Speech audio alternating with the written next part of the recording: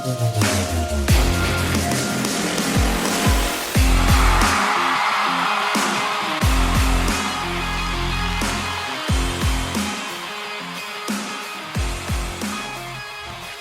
right, Colts Nation, you saw the title, you clicked it, you know what it is. Today we are talking about perhaps, at least in my estimation, the most competitive unit we have as a whole headed into training camp. When I say the most competitive, I don't technically mean the best talent as much as I do mean the most competition in terms of it's kind of unclear who's going to get the playing time here. We have some ideas. We're talking about the tight end room, by the way. I didn't say it out loud, but there it is, right? And last year, the tight end room was also a pretty big story headed into training camp. I believe we had 7, 8, dare I say 9 guys going into that part of the year, and we knew damn well that we couldn't keep all those guys the same way we know we can't keep 7 this year. Now, the difference, of course, this year is that we feel like we probably have a better idea as to who it is that's going to make the roster, but what we don't know is exactly who's going to get the playing time entirely, and that's kind of what's at stake here. Now, when it comes to this room, there really is one major question. Well, I suppose there's 2, but really one, right? And the other one is kind of whatever. Question number 1. Can the Colts keep 5 tight ends on this roster? Now, I know what you might be thinking, Justin. They kept 5 last year. Now, if that was you, right, and I just echoed what it was that you just thought about, allow me to just correct you real quick, right? Despite the fact that they technically had 4 tight ends signed to the roster last year, don't forget there was only 4 that were counting against the 53-man roster, right? Jelani Woods was on IR the entire season, start to finish, with what seemed like, chronic hamstring issues, right? Now, the second question I have is a bit more tongue-in-cheek, but also kind of a serious one at the same time. Are the Colts going to allow Mo Alie-Cox to collect $6 million again this year, the highest paid tight end in the room, to be a mid-level backup, catch 20 passes, and be the oldest guy that we've got at the position on a roster, by the way, that I believe still currently stands as the second youngest in all of the NFL. I know they were last year second to only the Green Bay Packers, and not much has changed, so I would like to believe that that stat is still, if not second, third. I mean, they have to be right there, right? You sign a guy like Joe Flacco, could bring your average up a little bit, right? The guy's old as dirt. Although Joe Cool can still play. We all know this to be true, but I digress. We're talking about the tight ends, and everything I just said about Mo Alie-Cox, right, would lead you to believe that cutting him is a no-brainer. But at the same time, we also felt that way last season. And in all fairness to Mo, it's not like we're tight on cap, right? We have somewhere between $22 and $25 million in cap space right now. The exact number I'm not 100% sure on. But nonetheless, anybody we would want to sign going into this season, last second, we would be able to without any cap casualties involved. So again, in fairness to Mo, he's been here, he can block, he's solid in the red zone. It's not like he can't play. It's just that he is on one of the most blatantly nonsensical contracts by the numbers, I want to say, that I've ever seen, although I would probably be risking speaking in a little bit of hyperbole. I'm sure there's others, but, excuse me for maybe focusing a bit more on the Colts, right? But I digress nonetheless. The point that I'm making is that if they are not going to cut Mo Alie-Cox at some point, which they should, and they're going to ignore his contract being completely ludicrous, which they shouldn't, they have 5 guys right now that without question belong on an NFL roster as far as talent goes. But is it even remotely reasonable to be rostering all 5 of those guys? Well, I don't know. I'm not so sure. I'm not saying it isn't, but I'm not saying it is. But also, when you don't have a bona fide superstar or just a star at the position, or at least a guy that has separated himself as the clear best of the bunch, I suppose one approach you may take, in fact, it's the approach the Colts have taken, is that you have to have some sort of committee at the position. Now, all of that being said, who gets playing time, who doesn't, seems to be fully up in the air, right? We could take a couple educated guesses. That's all we could do at this time of the year. But I do also think that everyone in this room brings something a little bit different than the next guy. So I want to talk about each of them individually so we have an idea of what we're looking at going into training camp next week. Does it sound good? If it sounds good, you're in the right place. Let's get into it. But before we do, you know what it is. I have to introduce myself. My name is Justin. This right here is the Right on the Bench Colts podcast. As always, I ask anyone watching on YouTube and enjoying, go ahead, shoot it a like. It's going to help me get out to as many Colts fans as humanly possible. Of course, audio listeners, shoot a 5-star if you like it. If you don't, get the heck out of here. If you keep coming back, enjoying the content, and you've yet to subscribe, now is the time. I am flying from New York, JFK Airport, all the way 800 miles to Indianapolis next week to watch the Colts practice. Why? For you. In case you can't be there, I want to make sure that if I'm going to sit here and be your go-to Colts guy, that it's justified. I want to make sure that I'm giving you the insights. Last year's training camp was a spectacular experience. This is going to be a tradition this year, next year, every year going forward. It was just awesome. I mean, I felt like I knew so much more about the team going into the season than I ever had. And I just can't risk that not happening again. So subscribe if you want to make sure that you see my updates and the vlog that I plan to make of that trip on this channel moving forward. But without further ado, the housekeeping out of the way. Of course, everything's timestamped below. You know what it is. You've been here before, right? Maybe you haven't. If you haven't, we timestamp everything so you know exactly where you got to be. All right. Real quick, to get things started, let's give a quick rundown of the guys on the team. And if I was going to say something like that, you figure I would have it opened up already, right? Oh, I do. Look at me. Hold on. Here it is. All right. So the guys we have right now headed into training camp are Jelani Woods, Eric Tomlinson, Drew Ogletree, Jordan Murray, Will Mallory, Kylen Granson, and Mo Ollie Cox. All right. For the purposes of this episode, right, we're going to assume that Eric Tomlinson and Jordan Murray don't even have an outside chance of making this roster. But for the sake of fairness, I will say this. Eric Tomlinson is a veteran tight end in this league who is not bad at football by any means. Living in New York, I've seen quite a bit of him. He's played for the Jets, played for the Giants, but really most of the snaps are for the Jets.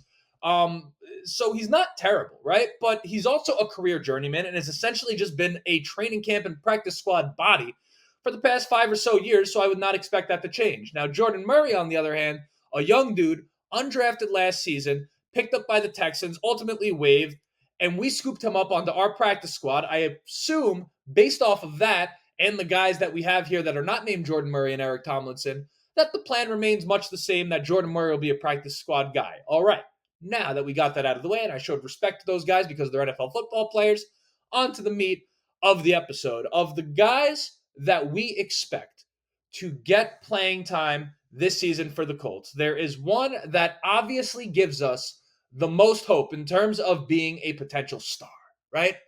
That would be Jelani Woods. I mean, 6'7", 250, 260, whatever it is, moving the way he does. I mean, my Lord, right? And I know it feels like a distant memory now, but the flashes that Jelani Woods showed in his rookie season, and I don't just say this as a Colts fan, I say this like legit as a football fan, he looked like a potential superstar at the tight end position. I mean, he had 15 to 20 catches that year with Matt Ryan, who couldn't throw the ball 15, 20 yards if he was on steroids that year, right? I mean, it was that bad. Every time Jelani Woods caught the football that year, I mean, he popped off the screen in such a way that I felt like he was about to jump through my TV and slap my beer out of my hand. Like, it was that crazy to see him on the field. Now, last year before the season started, he was having some hamstring issues, right? And at that size, with that level of explosiveness that he brings to the table, the amount of impact that your legs are taking at that size with that speed, which is what I just said, right? The amount of impact on your legs, point being, is pretty significant, right? And hamstrings are the type of injury that lingers to begin with. So what I tried to tell a lot of people going into training camp last year was that something was not kosher. Like, it was not passing the smell test what was going on with Jelani Woods last year. And this Colts organization is just notorious for being tight-lipped about these injury type of things with us. And quite frankly, if I'm to be honest, not that it has anything to do with this episode, I'm kind of tired of that type of thing. Like, let's be transparent about this type of stuff with the fans, right? Because for fuck's sake, we can't take it anymore. But that's neither here nor there, right? Point being is I was worried that he would be out much longer than was being let on. It turned out to be true. Now, this offseason, on the other hand, he seems to be healthy. He's looking pretty fit in some of the stuff I've been seeing from him on social media. Allegedly, he was a standout at OTAs. Now, I was not there. You were not there. So I'm going off the same information you have, which are like reports that are floating around the internets, right? Listen, Let's see how he looks next week, right? There's a very good chance that it becomes pretty obvious pretty fast that he's going to play a major role in this offense and is going to separate himself from all the other tight ends in the room. I'm fully aware of that type of thing, but it all comes down to his ability to stay healthy. And while that for sure is one Jelani Woods' responsibility to keep his body healthy and to keep his body right, you do wonder if the coaching staff, who's, by the way, experience with Jelani Woods is only what they saw last year, which was an injury-riddled season where he could not stay healthy and couldn't nurse up a hamstring, right? They did not have the rookie year. That was with Sleepy Frank. Oh, goodness gracious. And everything that he brought to the table, right? So they only saw Jelani Woods last year. So it's kind of a clean slate. That's what they know of him. You wonder if they're going to bring him along slowly as somewhat of a precaution or dare I say, outright fear of his ability to hold up. Like, you wonder if a guy like him, if you could just have what he brings to the table on the field 50% of the time, if you're Shane Steichen, is that something that you're like, I'll settle for that at risk of not, I don't know, putting too much miles on him at his size or something like that. But regardless of the fact, whatever it may be, that's all speculation. All eyes are going to be on Jelani next week. Let's see how it goes. Let me drink water. Draft water, drink water. I almost just burped and I kind of gave one of those weird, like when you're about to throw up or something like that, which I think was probably kind of gross for you guys to look at, but maybe I'm overthinking it. All right. So after Jelani, who's the hot topic at tight end, you got Kylen Granson, Drew Ogletree, Will Mallory, and Mo Alie-Cox. Now that right there is a little bit of a crapshoot in terms of who I expect to get playing time, who I expect not to get playing time, all that type of stuff, right? Now, I will say this. You can kind of pair their skill sets together in terms of the role that they can fill on this team, right? You got Kylen Granson and Will Mallory go together to some degree, and Drew Ogletree and Mo Alie-Cox go together to some degree. Now, I'm not saying these pairings that they're like carbon copies of one another, but again, when you look at how you'd project the Colts to deploy them and how they would fit into the tight end room and the roster as a whole and the offense as a whole, we can logically pair those guys together, right? Granson and Mallory would be primarily receiving threats, right? We saw Granson play a lot out of the slot last year. Very, very shifty for a tight end, and I think quite underrated at the position, particularly, definitely around the league, but I think like Colts fans alike, I have like an itch on my nose that I just, right, let me go for it, right? Just can't escape it. I just cannot escape it right now. And I think it's been clear, by the way, to stay on Granson, to anyone who's been watching me for a while, I'm a fan of his, right? He's a very willing blocker, right? Which, by the way, is half the battle. Like, when you're a receiver or a tight end, just to be willing to lay down the lumber on a block, that's going to get you pretty far, right? And Steichen made sure to give him props for it during training camp last year, but I also would not consider that a strength of his. Now, Mallory, on the other hand, much like Granson, primarily a receiving tight end, but while Granson leans a little bit more towards being well-rounded, Will Mallory is strictly a receiver at this point, or at least in terms of what we saw last season, what we can expect, a receiver and a receiver only. Now, that being said, last year he looked really, really fast out there in some limited action. And as it turns out, when I looked into it, 4.54, 40-yard dash at the combine, I mean, that's pretty serious stuff for a tight end. I haven't looked into like where that stands in the past decade or something like that. But that's a fast 40-yard dash for a tight end, and it showed, right? Given that, I think both of these guys should make the roster. I would call it a lock to make the roster, both of them, but I'm not 100% sure. Where I think the true decision is going to be made if they keep four is between Ogletree and Mo Alie-Cox. Both of these guys listed at 6'5", 260.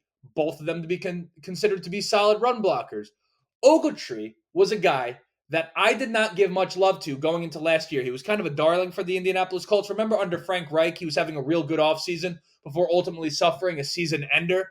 I slept on him heavy last year. Like, I was on that NyQuil severe, brother. You know what I'm saying? Like, it was like that. But when I went to training camp, I will admit, he was one of the guys that stuck out. Like, just looked the part. He didn't really do anything spectacular, but I saw he was getting a lot of reps with the ones. And, like, again, just moved really well at his size. Just looked like a fluid athlete. Looked different than some of the other dudes out there. Sometimes there's just something to that eye test. You know what I'm saying? And he passed it. Now, Mo Alie-Cox, on the other hand, is just who he is, right? He's solid. He's fine. He's been with the team, but he's not going to get you all that excited. And while I don't want to get much into whatever it is that happened with Drew Ogletree this offseason, you do wonder if there's a stalemate between Drew Ogletree, and Mallory Cox. An incident like what Drew Ogletree had to deal with, even if dismissed, you wonder if that could be a potential tipping point when choosing between the two. It's either that being the tipping point or Mo's contract being the tipping point. So we'll have to see on that front. Now, I guess there's actually an outside chance that Will Mallory is so much improved going into this training camp that they move off of Granson. But again, that's what next week is for. It might be pretty clear pretty quick. I might have a very, very different understanding and opinion on this entire tight end situation in about 10 to 14 days' time. We'll have to see, right? This is going to be a position of interest going into training camp. I'll try to take note of who's taking snaps with the first team, the second team, ultimately the third team. But I do imagine it's going to be somewhat tough to gauge just because I assume this is going to be a rotation split 5 ways in training camp and just kind of see if anyone can separate themselves. Although I do expect them to give Jelani Woods, make it his job to lose. And we'll see how that goes. But that right there is pretty much it for the tight end room. That's pretty much it. That's the episode. Until next time, my name is Justin. This right here was the Riding the Bench Colts podcast, and I suppose it still is the Riding the Bench Colts podcast. Like, subscribe, all that shit if you haven't done it yet. And as always, go Colts.